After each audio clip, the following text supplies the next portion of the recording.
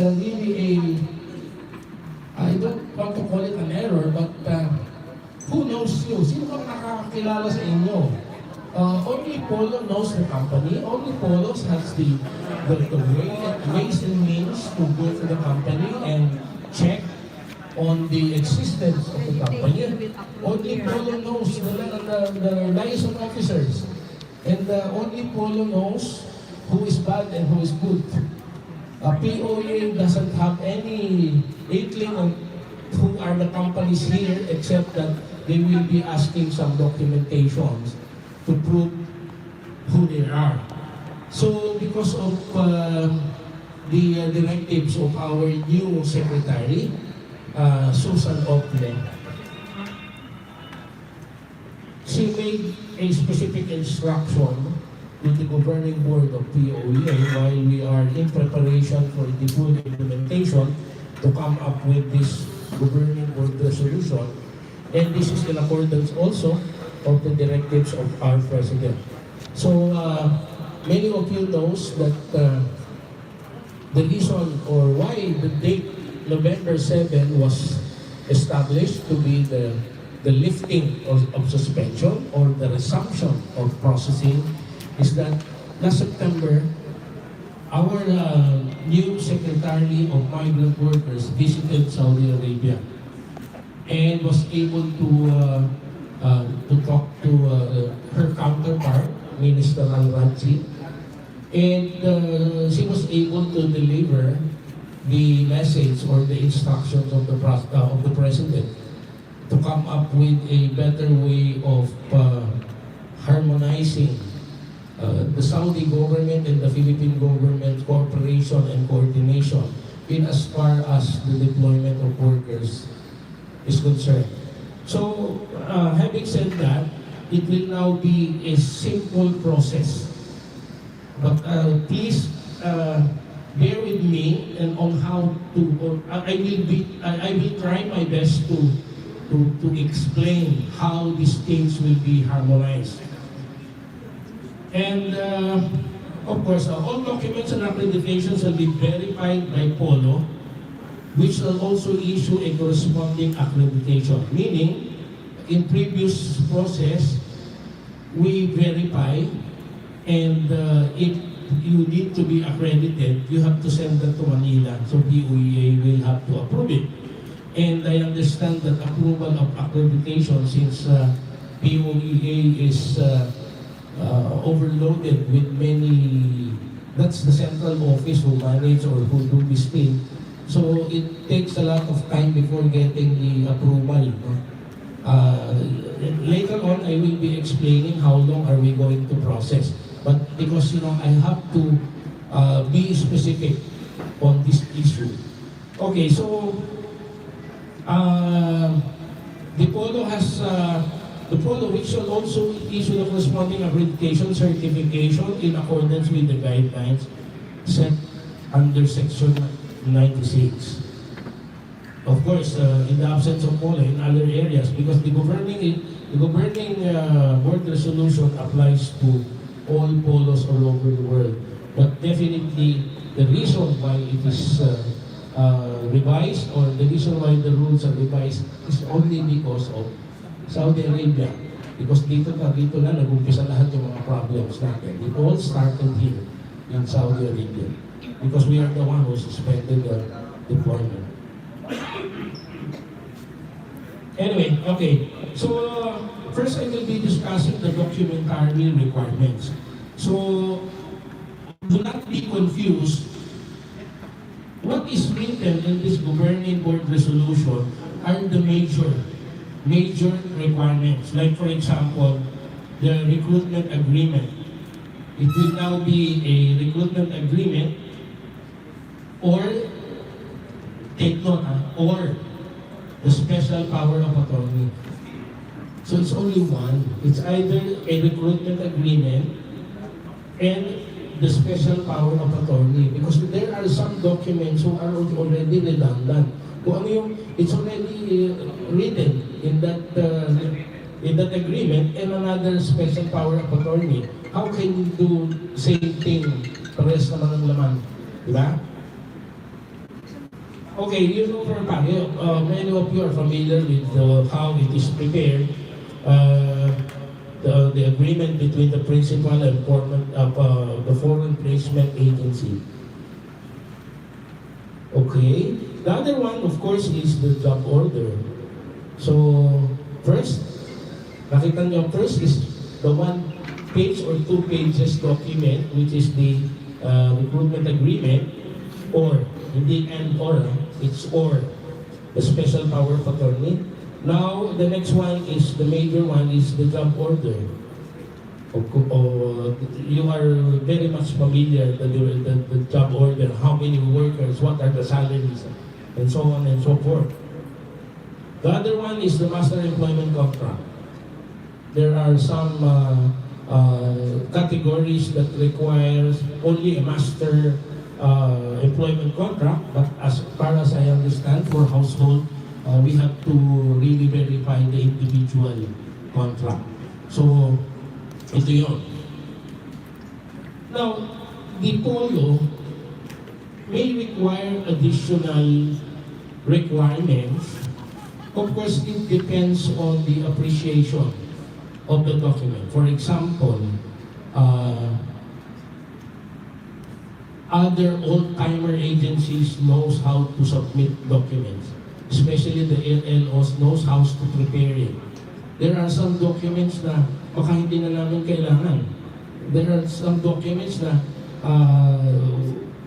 no need for us to be submitted para hindi na ganito kakapal. It's not this thick, no? And eventually that is not appropriate in preparation for the eventual implementation of the digitalization.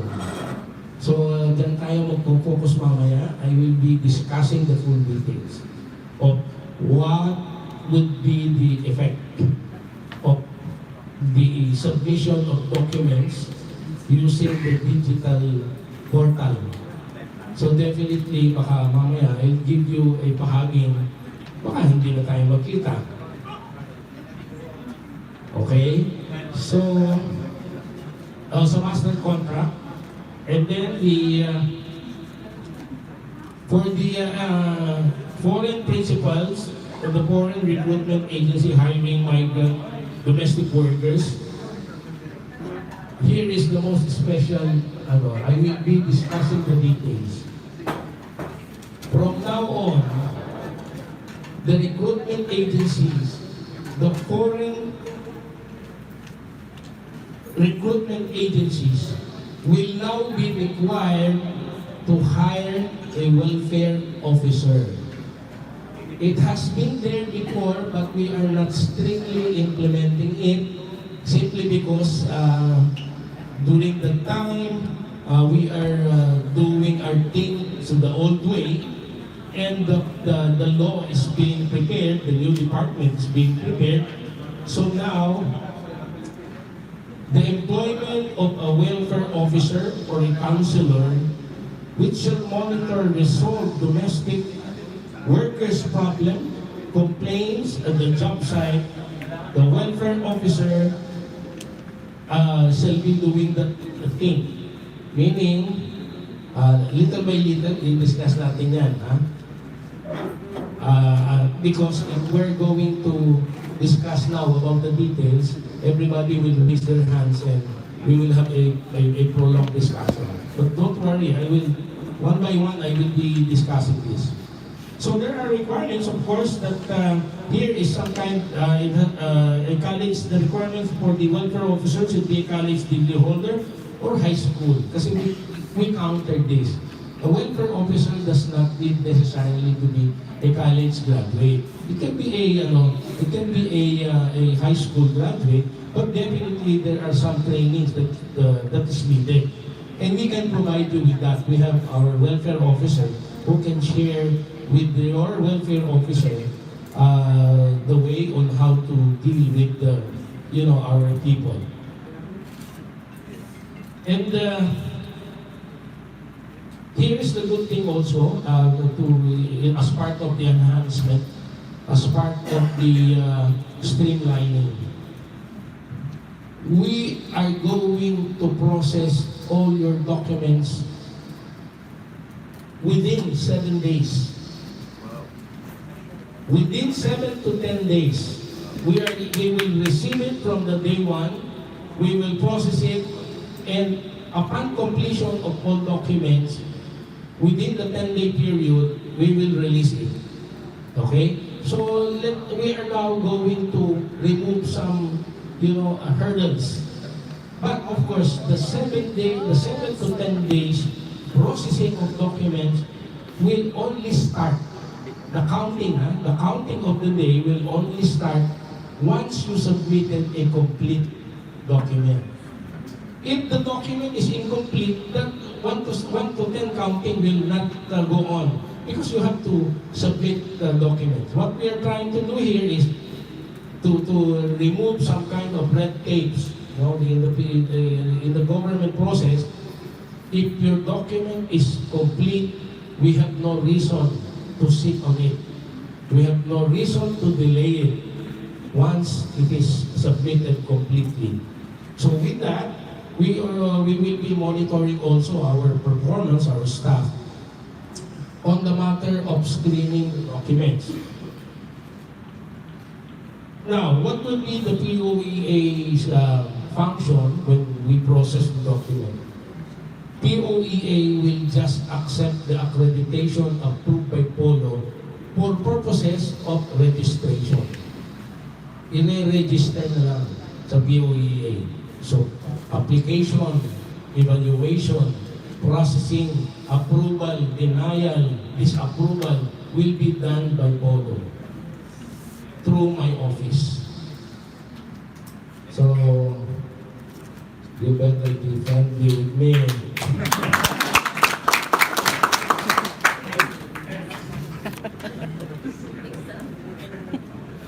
Friendly.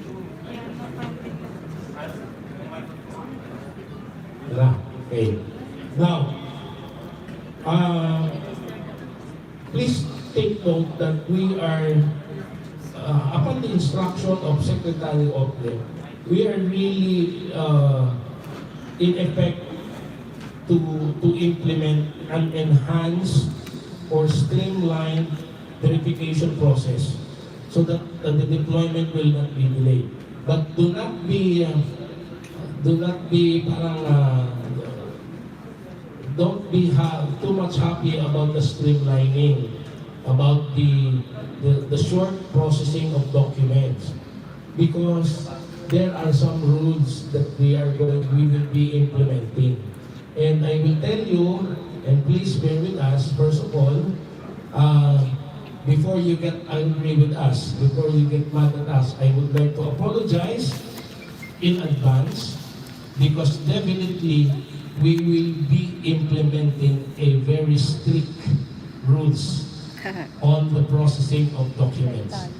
And please, since this is already a law, this is already a governing board resolution, all you need to do, sad to say, all you need to do is to follow. No ifs and buts. No ifs and buts, all you need is to follow. And as far as my office is concerned, our people, especially our processor, will definitely look at the documents and strict implementation. So one by one, we will be discussing it. So these are the basic information that I need to share with you, so that you all have the copy.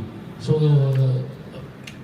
I hope that you will read and read and read. But definitely, in addition to this, we are deputized by this governing board resolution to ask for other requirements as we think necessary. But I'm telling you, we will not ask for garbage requirements. We will be requiring some documents, especially those from the companies, that for as long as the element of protection on the welfare and well-being of the workers is there. So, now, one by one, we will be going to the steps, okay? First, again, again, I will go back. We apologize for having this meeting quite late, since the lifting will be about 1 week or 2 weeks. It will be on November 7. And why only now that we are going to meet you? Simply because I don't want to meet you every now and then. I don't want to, no, I mean, I don't want to meet you, discuss things, and once there are changes, I will go back again and explain it again. So it's better that we waited for this governing board resolution. Now we can discuss it with you, and especially this meeting is supposed to be scheduled last week, but we intend to postpone it because last Friday and Saturday, we had a coordination meeting among polos. So, Alcobar, Polo Aero was the host. Riyadh came over, and also Jeddah flew in, and we discussed things that will make our approach uniform. It's so heartening that there are times that people in Riyadh will always say, why in Riyadh we do this, and why in Alcobar we don't do this. And of course in Jeddah, for example. Now, expect that we will only have one uniform process, even if your company is in Jeddah, in Alcobar, and in Riyadh. Okay, by one, maybe I will miss other important details. In addition to the requirements, of course, we will be asking you to submit. In the meantime, actually, I want to tell you also that the digitalization is now in the pipeline. We have been in Zoom meeting with our IT office in Manila, and we are discussing thoroughly on how are we going to implement the digitalization, considering that in other countries, they have different process. Example, in UAE, all you need to do is submit a contract. No need for no need for you to bring that document to chamber. There's no such thing as chamber documentary stamp. All you need to do is, if you are a company, if you are a Filipino, you have your contract, go to POLO and have it stamped for as long as you have the requirements. Here, we call it ikama, there it's pakaka. The passport, the contract, and of course the content. The content of the contract should be based on the POEA standard employment contract or the provisions. Definitely it will not be different from that. Here, the difference is may mga documents kailangan natin i-chamber. There are some contracts that did not conform with the standard, but definitely we will be strict in implementing that. So again, about 4 days ago, we tried the dry run kami about the implementation of the submission of contracts through online. So there will be an application. And tomorrow, early morning, I will be traveling to Riyadh to meet with Mosanet. Because Mosanet, the function, the system or the portal of Mosanet will be implemented. Now, maybe I will be discussing, because I don't have my notes, it depends on the topic that we are going to ask. There are times that I will be jumping. Okay, one of the provisions now of the new contract is that during the negotiation, and let me remind you that all things that now written in this law has been agreed upon with the Ministry of Labor of Saudi Arabia, the MHRST. So all the things that I will be telling you now has been agreed and will be implemented. So all maybe you will raise some issues of disparity or some kind of unclear documentation, but definitely it's like this. the implementation of the new regulations will include the portal of Mosanet. Why? Because we are going to implement the insurance contract, or we call it contract insurance. What is a contract insurance? What are the common problems that we encounter? Common problems that we encounter is the fight between the employer and the worker, the fight between the kadama and the employer because of non-payment of salary. And of course, the employer will raise the issue of getting their deployment costs. I spent too much in getting you, and why you escape? Something like that. So that's the reason why we have to go to the many government offices and to challenge the complaint. And we are bound to, as if we rely more on the decision of the authorities, like for example, the Minister of Labor.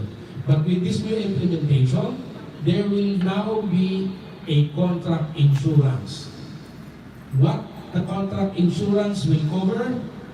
Number one, if the employer is at fault and the workers did not receive her salary, the insurance will pay for the salary. But definitely, it will who's at fault will be determined. It will still be determined who's at fault.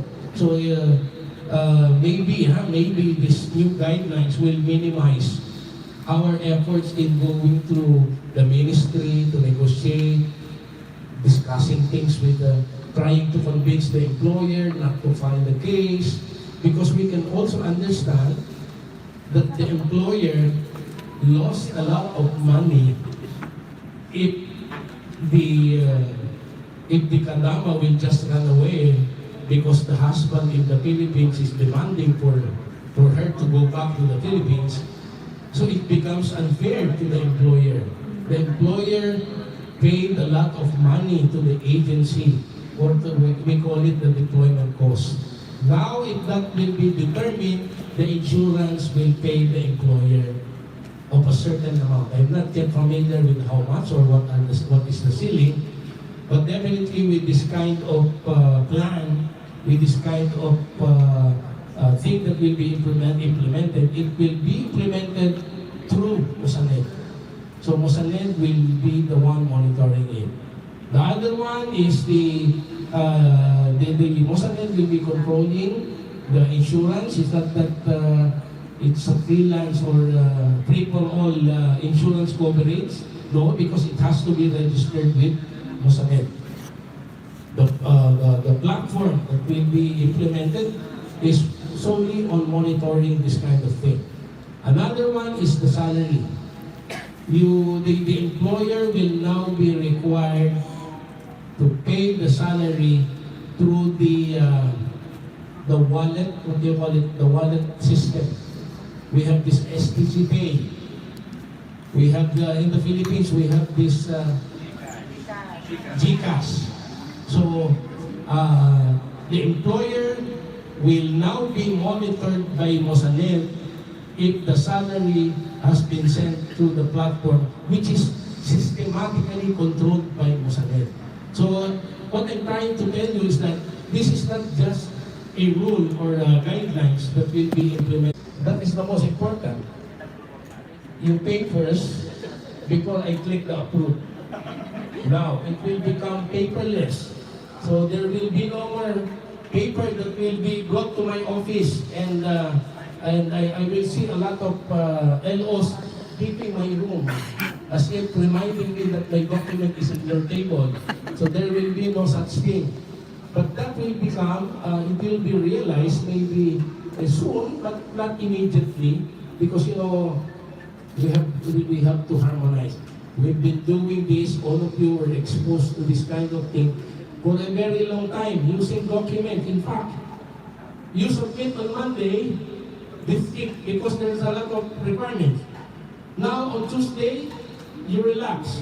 On Wednesday, you talk of, or you think of applying for another batch, and you will submit this document. So it will now be a different thing of the past. It will be a thing of the past, wherein we will not be requiring most documents because if you submit, for example, the company will submit the CR. The CR there is a 1-year expiration or duration. So why do I have to ask you again to submit it? Because all you need to do is to click, or the computer will tell you, it will sound an alarm if that CR is expired. So these are the things that we are expecting. Now, there will be a lot of confusion because all of us, even me, I have not seen the apps already. I have not seen, but we are trying to suggest because of different approach between different polos all over the world. But definitely the system, we will be guided by the system spearheaded by the Mosamed and the Ministry of Labor. So it will be easy for us, less paper, less headache, and most especially, no more monkey business. It's all in the computer. So the computer will not put his finger if he thinks if he will approve it or not. All I need to do is to click it. So definitely it will be favorable to all. The only thing that it will know is sometimes if I'm too serious, I want to inject some jokes. Maybe because of this digitalization and computerization of the processing, like I told you, maybe I will not see you personally again. Because all you need to do is stay in your office and do the click. Yeah? Because you are going to submit it, you are going to upload it. Why do I need to see your face in my office? Of course, if we have problem, of course, if we have other resolution of cases. The other thing with regards to this one is that I'll be honest with you.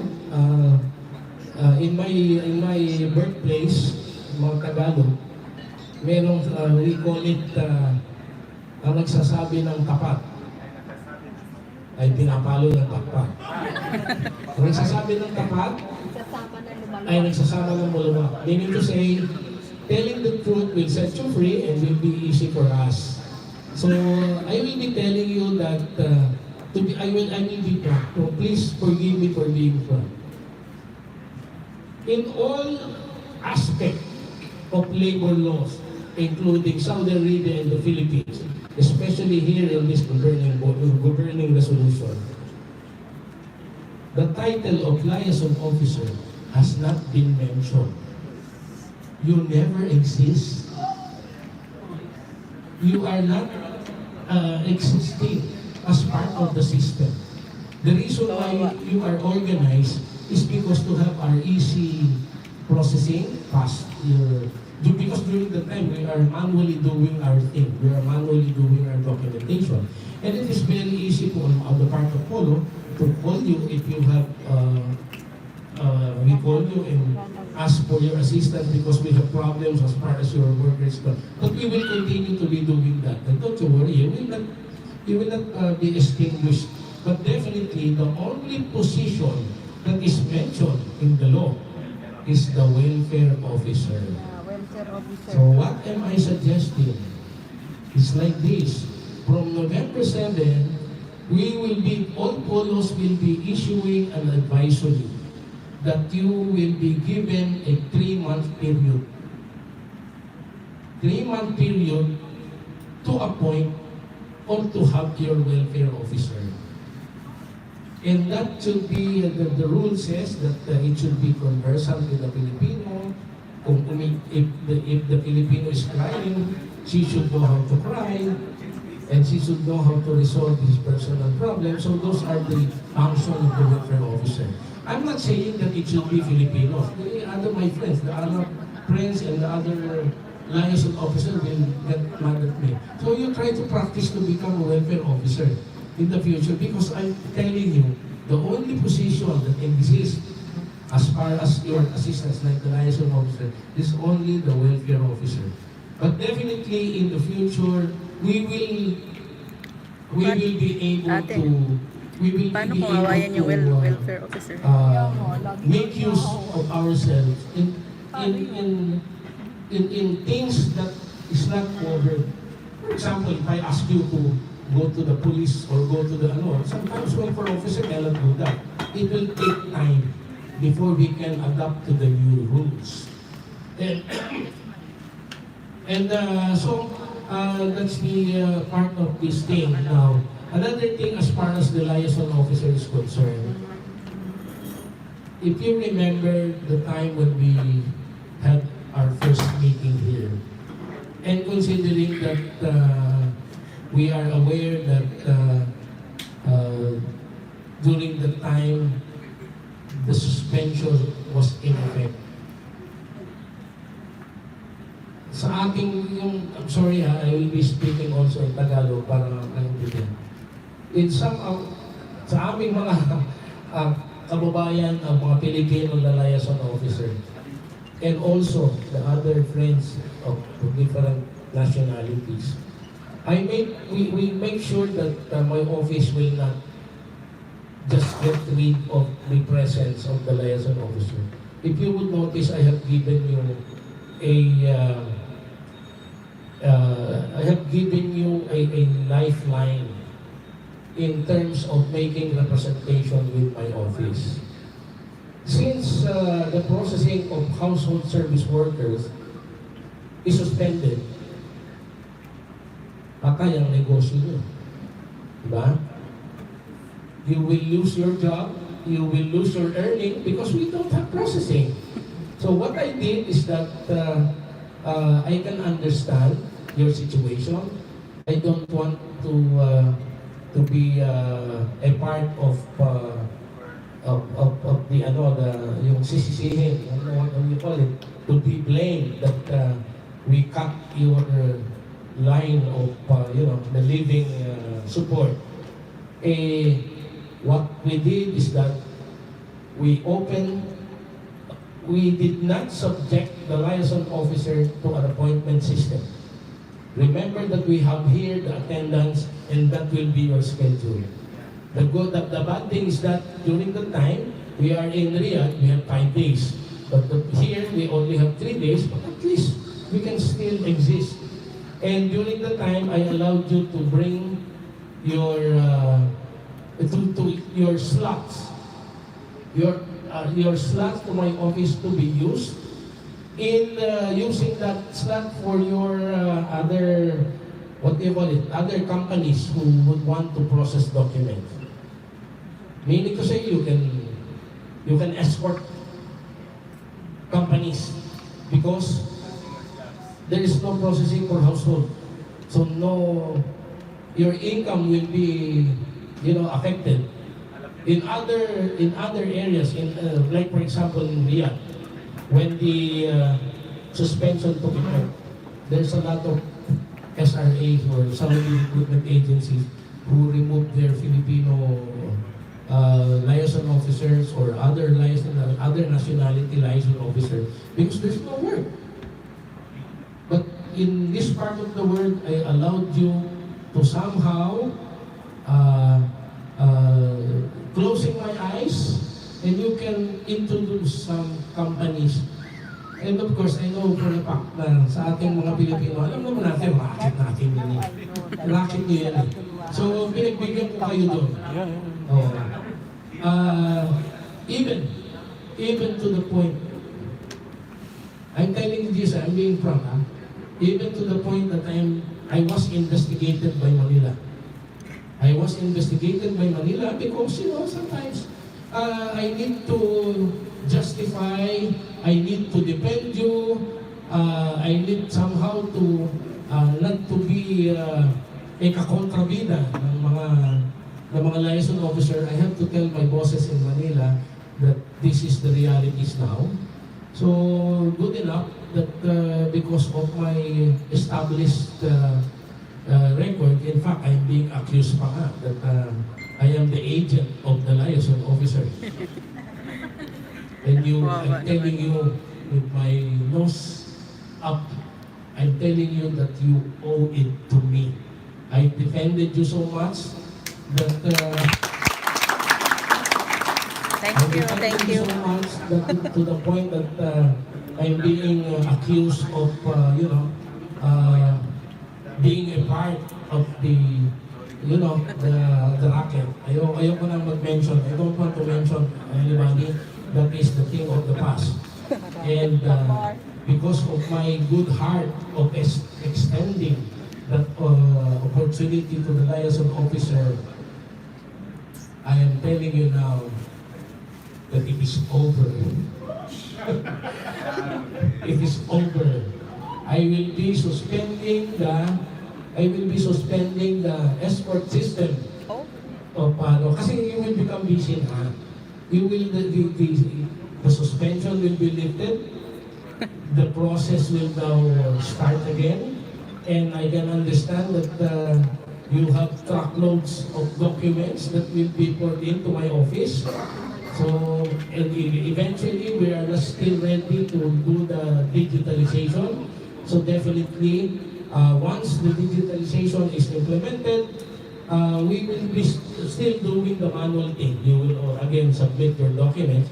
But definitely, cutting the opportunity of exporting some other companies ay hindi na masyado makaka-apekto sa aking mga kaibigan dyan. I really defended so hard to the point that I knew for a fact that if I cannot defend you, I will lose my head and go back to the Philippines because of the issue. But meron naman tayong mga kaibigan dyan that knows what we're doing. Parang that is the past, and we will start all over again. We will be doing the cash register. The cash register will now ding again. Will now sound again because we will now be lifting on November 7. So everybody happy.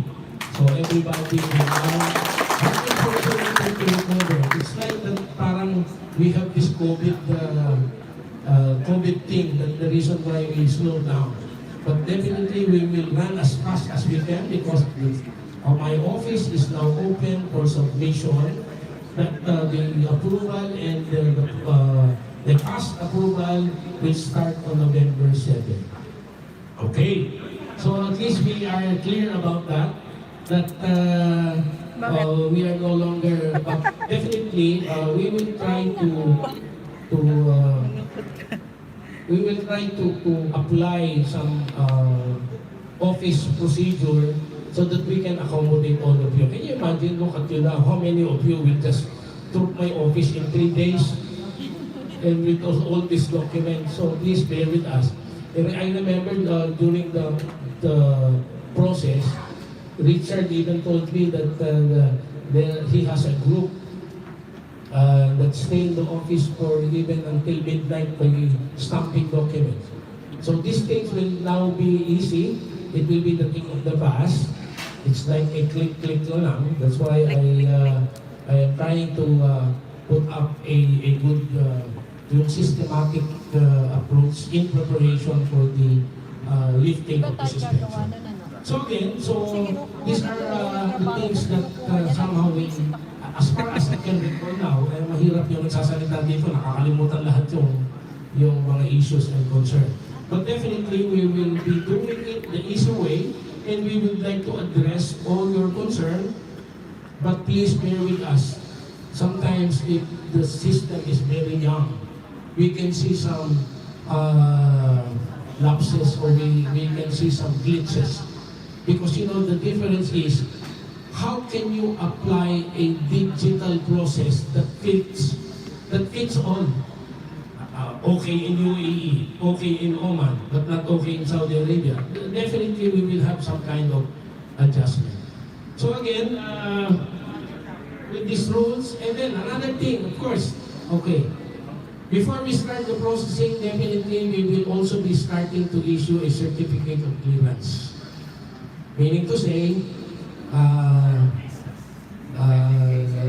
there are some friends of mine, also Filipino friends, and also other nationality liaison officer who keeps on running back and forth to my office just to zero the cases. So meaning to say, in preparation for November 7, before I approve the documents or the the processing, immediate approval will rely if you don't have pending cases. But don't you worry. We are not a policeman who just make pito-pito and always arrest everyone who commits. It's like this. We in POLO also have a very soft spot in our heart.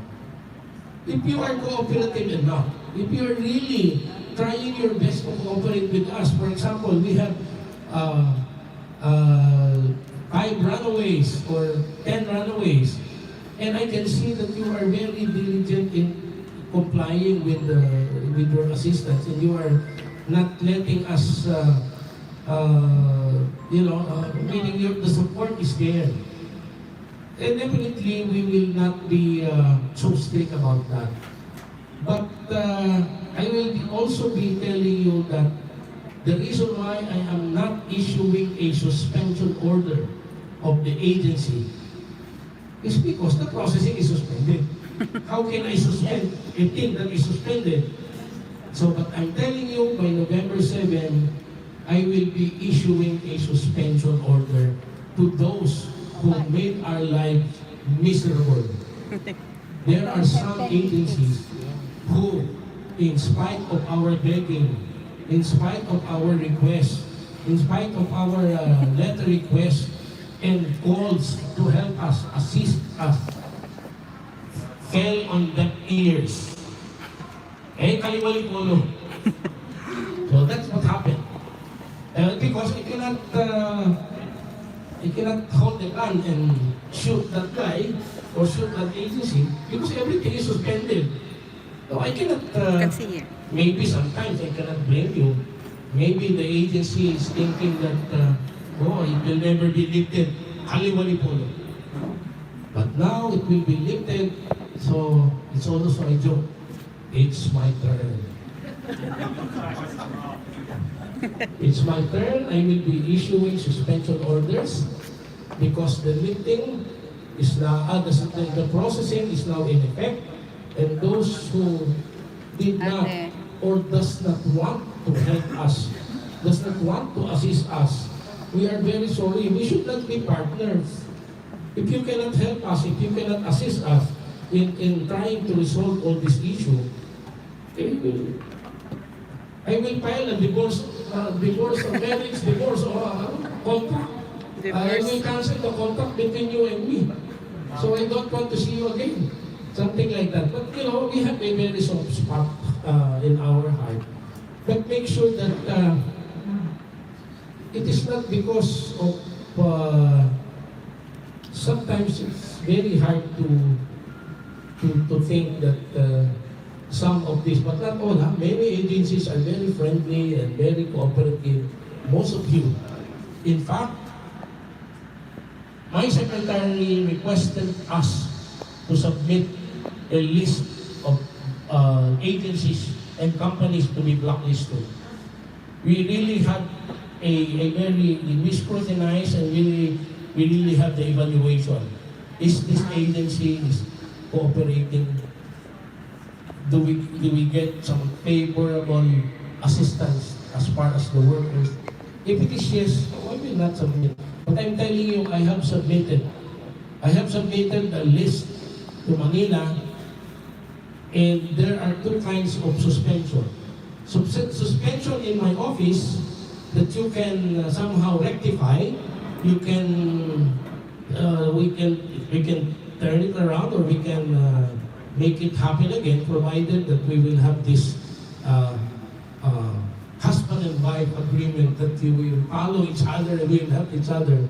Something like that, that we will establish a very good relationship. The other one is suspension in Manila. I cannot do it because I've already submitted the list. That means to say, if you said Kaliwali POLO, now Kaliwali agency. I'm sorry for that. I'll be strict. It is better for me to have a strict stance than to have a loose canon process. So it's more of a mutual understanding between the two of us. And that's the reason why It's only in Alcobar that I've been trying to meet all stakeholders, the liaison officer. And eventually, maybe before or after November 7, I will be inviting the owner.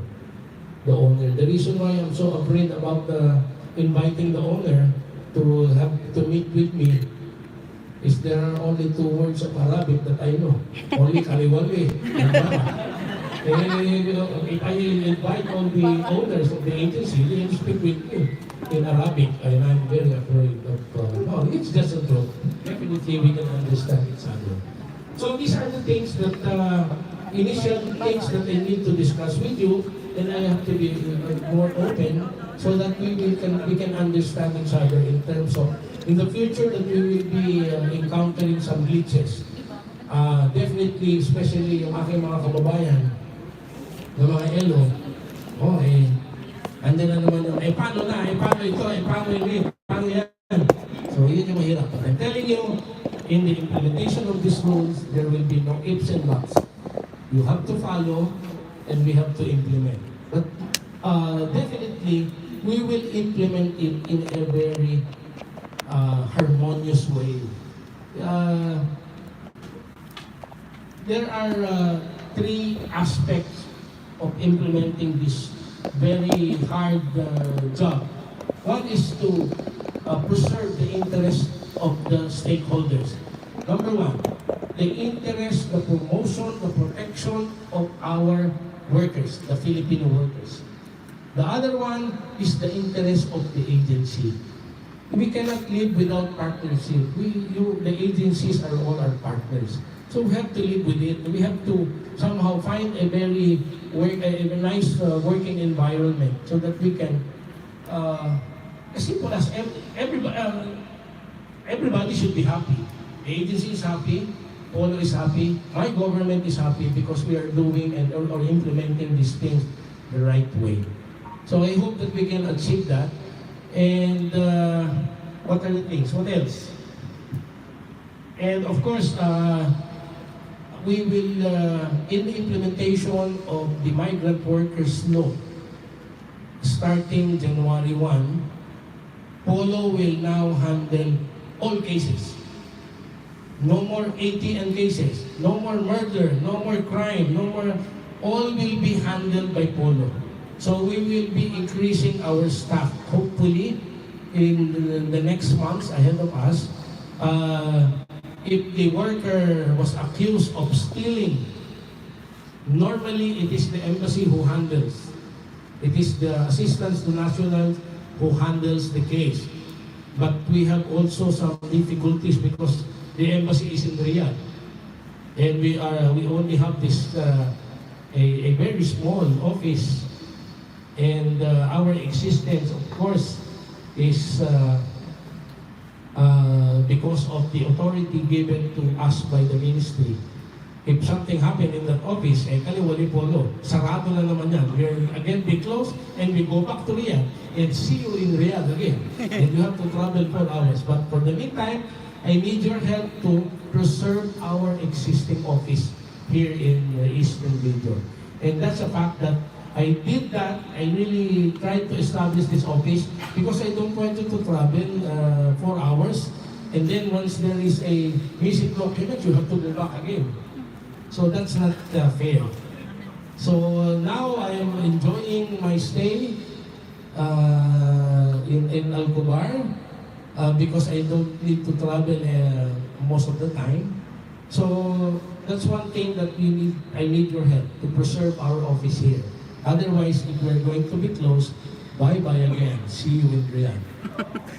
Okay? So, what else? So, by next year, we will have our own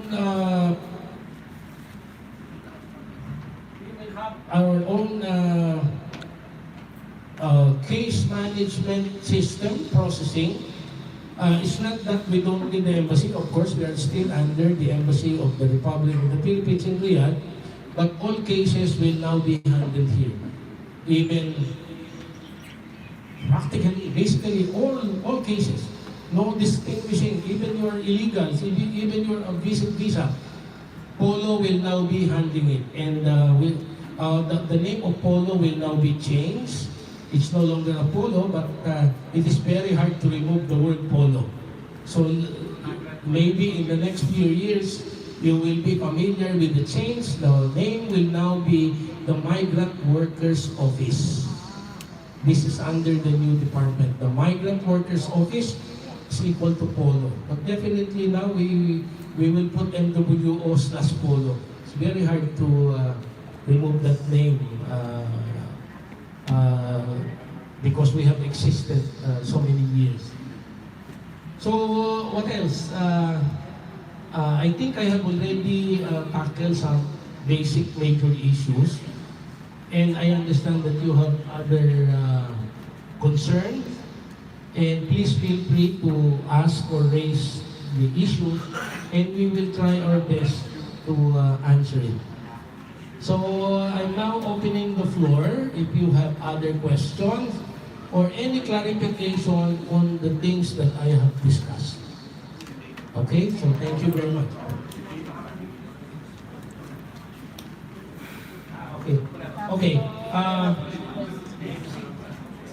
Okay, this is the mother document.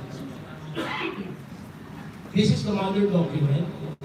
In maybe this week or next week, there will be an MC or the memorandum circular, particularly specifying what to do, how to do about the BM, the balik manggagawa, and the processing of verification, including the accreditation. So there will be a new guidelines, but this is the mother unit. Don't worry, it will not be changed. It's just separating it from the mother. So again, the digitalization will include the balik manggagawa. The balik manggagawa will actually, the main purpose is to streamline and of course not to burden the Filipino workers about this OEC. Diba? The OEC, imagine the employer will give you only 10 days of vacation. 2 days will be spent or 3 days will be spent in getting OEC. So it will now be digitalized. You will just have to upload it once the system is ready, and we will approve it, and that's it. Now, yung system about this, the processing of verification, the job orders, no more, it will become, sooner, it will be a paperless, meaning we have to click it online, and you don't need to come to my office to get the approval. Once it is clicked, approved, it will immediately be transmitted to Manila, to POEA. So all you need to do is you will have, maybe you will have your parang a receipt or a queue number. So once you want to monitor the processing, you will have your portal to check on the app. So again, the table is open for any question.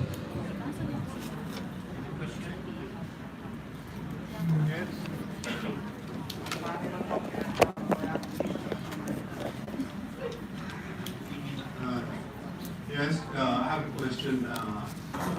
This online system that you're talking about, is it going to be ready by November 7th? As I have said, it will be very soon. In case that it will not be available, all of us will be surprised.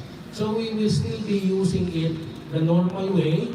And once Manila is now ready, we will definitely be coordinating with you, and we will give you enough time to study it. Not immediately, because that will definitely add more confusion if we have this new and we don't know how it operates. But definitely, gradually, we will implement it. Not immediately on November 7. For example, the balik manggagawa. If balik manggagawa will be implemented, not all of you or all Filipinos will know that there is already an application. So definitely they will still go manually. So the automation will be implemented, and at the same time, gradually will still accommodate manual processing. So for the renewal of our accreditation, now we have to submit manually? Yes, because we will be issuing. That's not, no, we will be issuing it. We'll just wait for the, please give us enough time to address whether you're going to submit manually or digitally. But definitely, since the implementation will not be 100% by November 7, you can always submit it manually and we will do it for you. And what about the documents? Now there is a change in the documents, you said.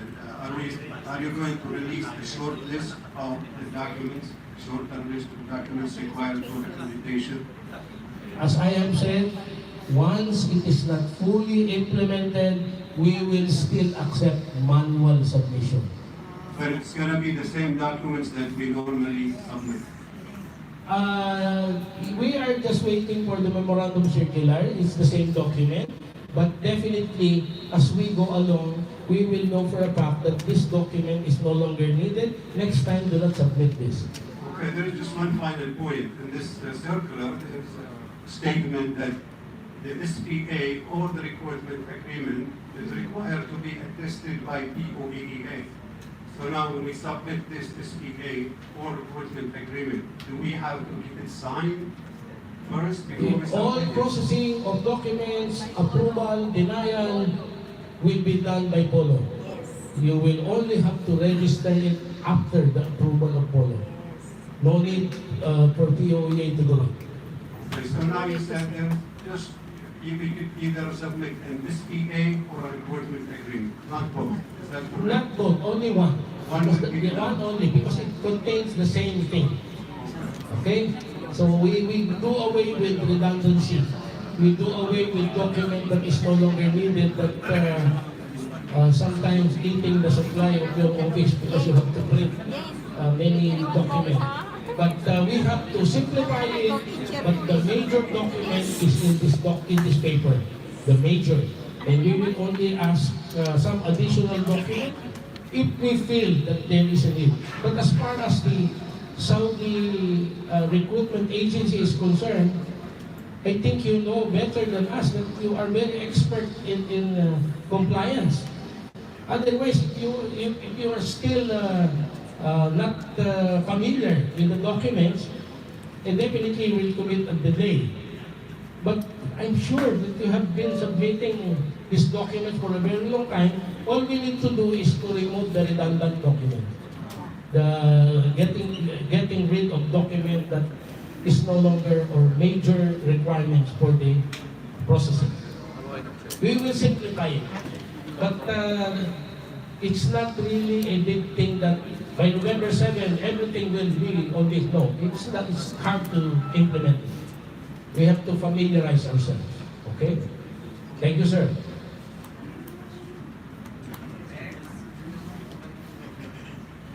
Hi.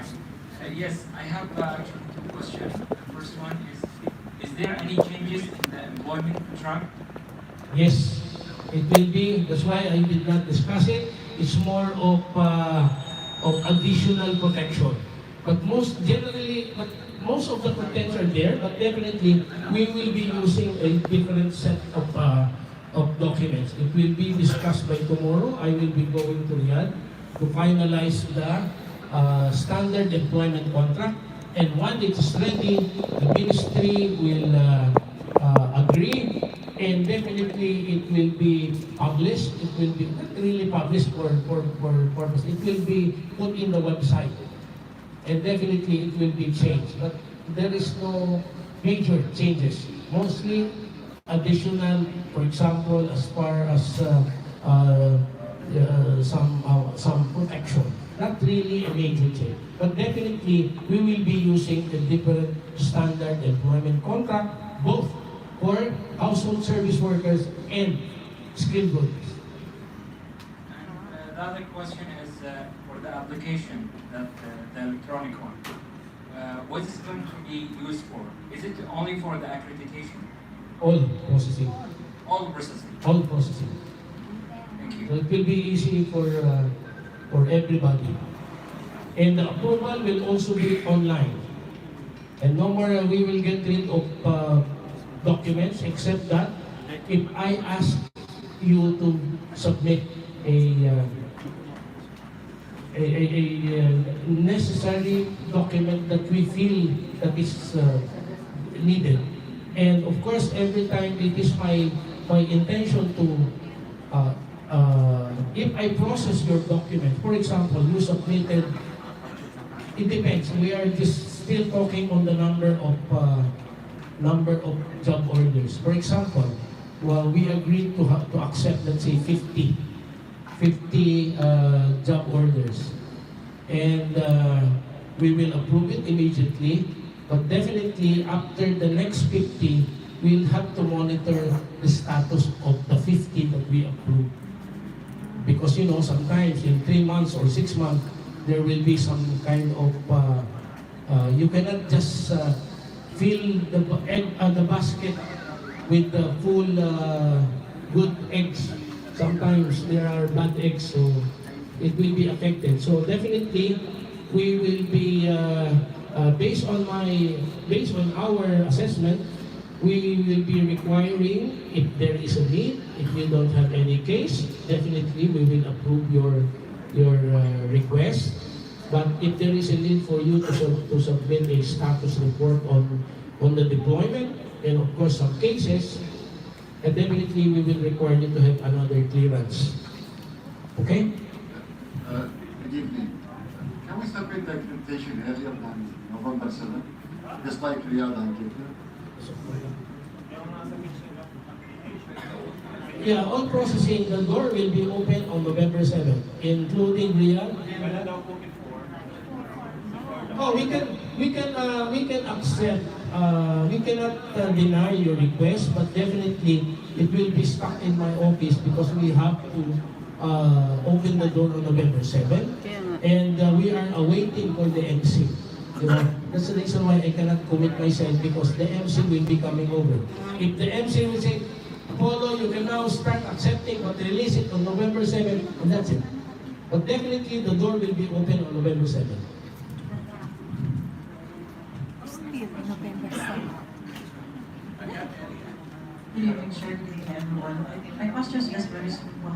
Would it be possible, sir, for a welfare officer at the same time to be a liaison officer? And of course, well, it should be like 2 persons for such 2 specific positions. Well, parang ganito, I will cross the bridge when I get there, but definitely the welfare officer should be under the sponsorship of the owner of the agency. And that's the main purpose why the welfare officer should be really in line with the objective. Liaison officer is different. What I'm trying to say is, if in the future that we will not see each other because of the digitalization, so we apply for them as a welfare officer. And many of you are already welfare officers, diba? Many of you are now functioning as liaison and welfare officers. So it depends. That's why we're giving you grace period. As we discussed and agreed, 6 months is too long for the agency to come up with the welfare officer. So we decided to have it in 3 months, but definitely the 3 months is not, we are not that very strict that immediately dapat we can have a temporary, just inform us that the temporary welfare officer is now in place. So we will determine that. But definitely, another thing nga pala is that you are aware that I have sent a memorandum to all of you, to all of the agency, that you have by October 31, you have to submit the list of the welfare officer. Many of you have already gone to the Philippines, and we have to update our records. So that memorandum still, we need it. Okay? Thank you. Yes, I have a question. Regarding a new accreditation for a new agency, we had a job order before of 100 housemates. We deployed around 60 or 70 housemates, but we decided to terminate the agreement between us and the Filipino agency. So we need to apply for a new accreditation for a new agency. Can we do that? And what are the requirements? At the moment, we have to discuss it if we're going, to be honest with you, I'm telling you, I'm being very proud. To be honest with you, we are requesting the Riyadh-based agency to be reduced You know, they have about 700 SRAs.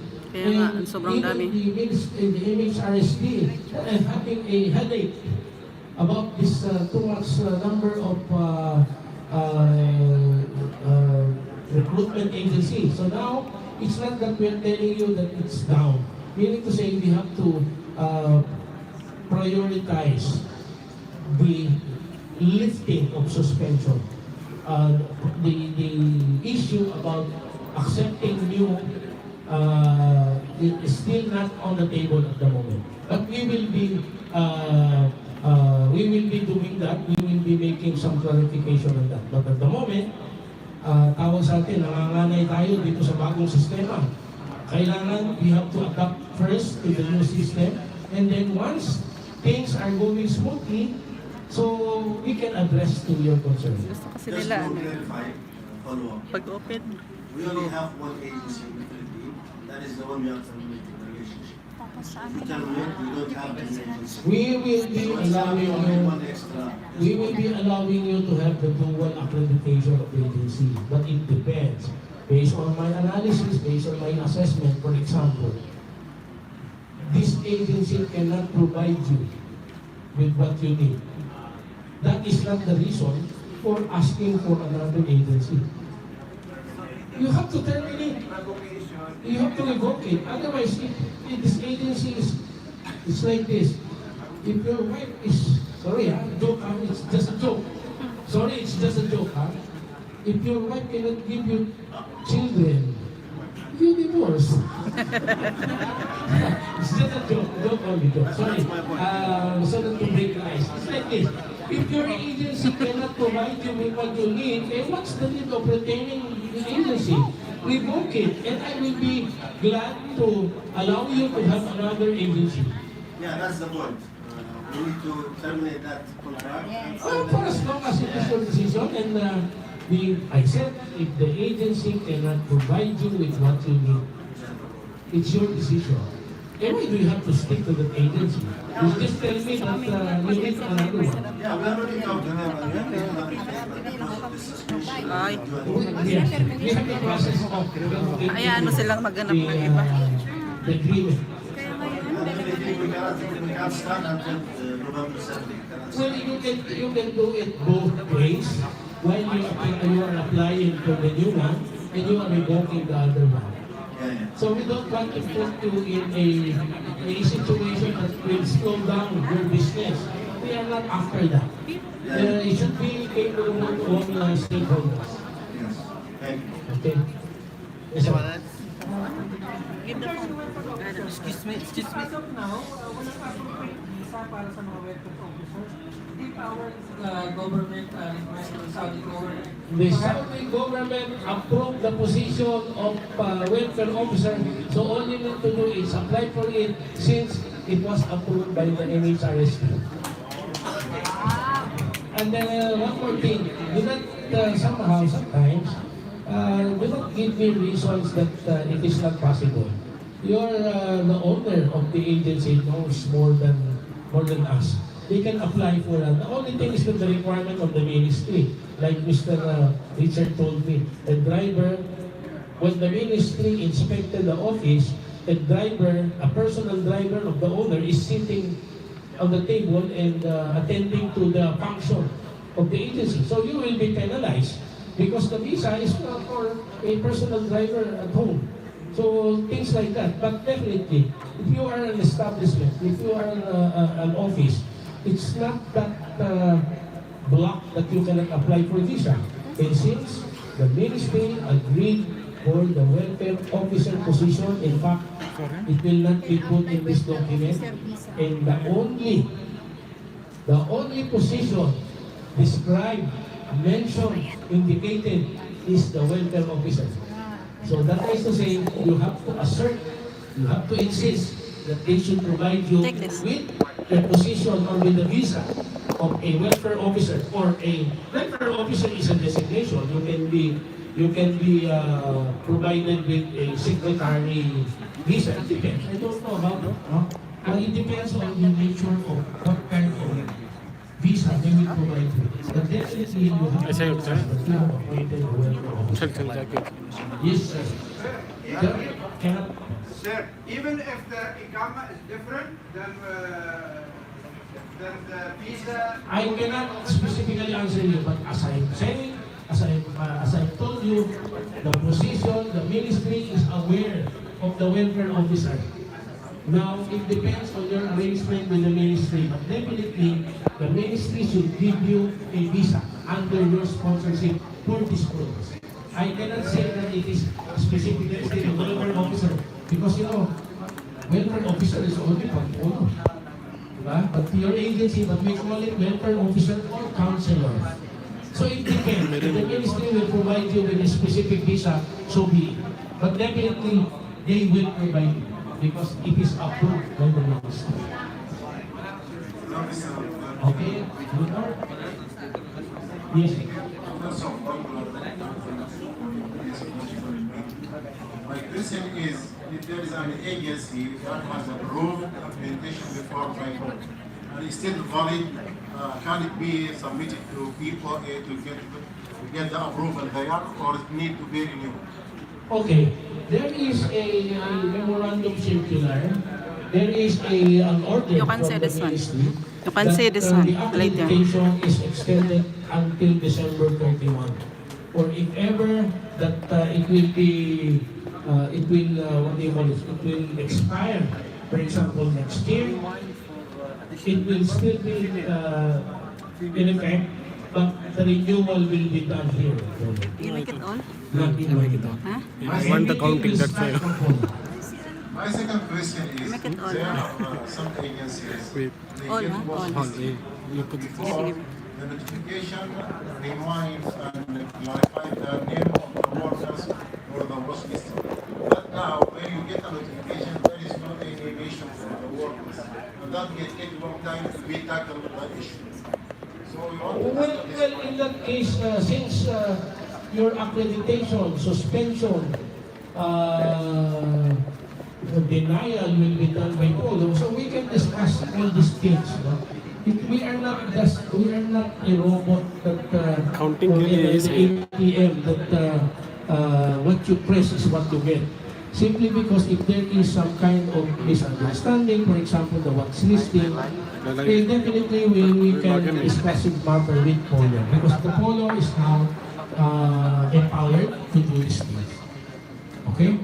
We will give you all the assistance you need. Don't you worry that if I'm angry with you, I will not allow you to enter my office. That's not supposed to happen. It depends on the